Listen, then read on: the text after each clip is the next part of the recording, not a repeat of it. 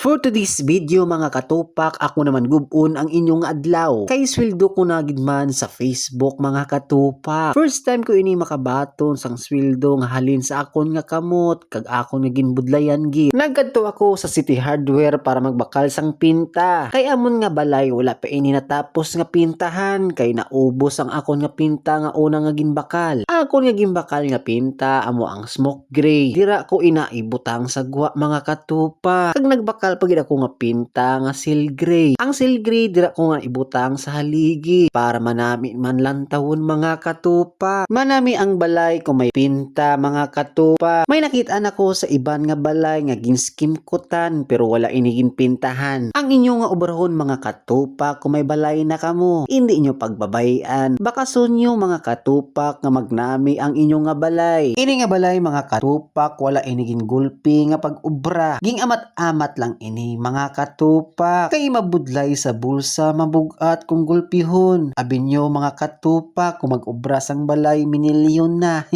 Kay mahal na ang simento kag kabilya. Hindi lang kabilya pati ang suhol sa panday. Makalulubot sang bulsa. Ang matuod mga katupak hindi ni akon nga balay. Balay ini sang iloy sang akon asawa. Simpre mga katupak iloy ko naman inasa kay simpre asawa ko na ang iya nga bata.